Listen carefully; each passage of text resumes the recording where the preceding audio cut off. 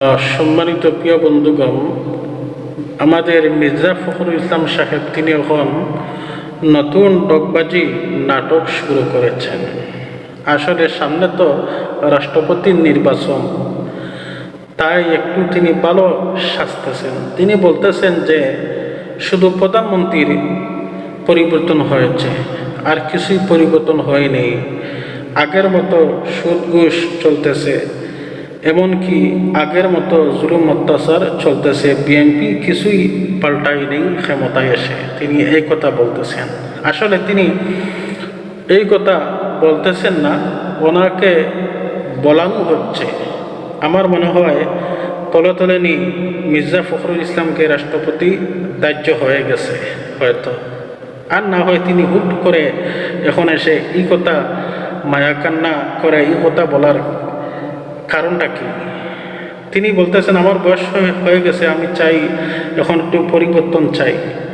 আর যিনি এই কিছুদিন আগেই যে মানুষটা বলেছিল যে কোরআনে কোনো রাজনীতি নেই, এই কথা বলে জামাত ইসলামকে নিয়ে কত হেনস্থা করেছে, কত বাজে কথা বলেছে এই মানুষটা, এখন তিনি মায়াকান্না করতেছেন। এমনকি এই বিএনপিরা জুলাই যোদ্ধাদের বিরুদ্ধে কথা বলেছে, যাদের গায়ে পা রেখে, যাদের রক্তের উপর পা রেখে তারা ক্ষমতায় এসেছে। এমনকি তারা জুলাই সনদও অস্বীকার করেছে। আর এখন এসে মির্জা ফখরুল ইসলামে তিনি মায়াকান্না করার কারণ কি? রাষ্ট্রপতি হওয়ার জন্যে। সম্মানিত প্রিয় বন্ধুগণ, দেখেন বাংলাদেশ জামাত ইসলামকে আওয়ামী লীগও ব্যবহার করেছে, এখন বিএনপিরাও ব্যবহার করতেছে। এই জন্যে দেখেন না, বাংলাদেশ জামাত ইসলামকে দাবাইয়া রাখার জন্যে বিভিন্ন নারী দিয়ে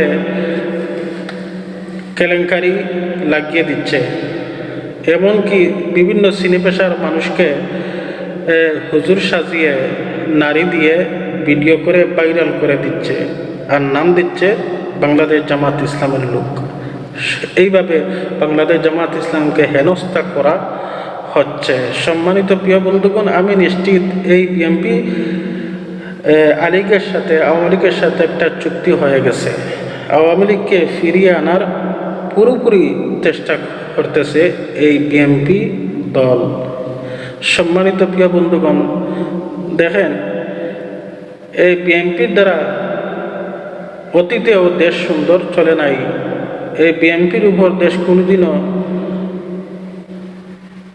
শান্তিতে চলতে পারে না।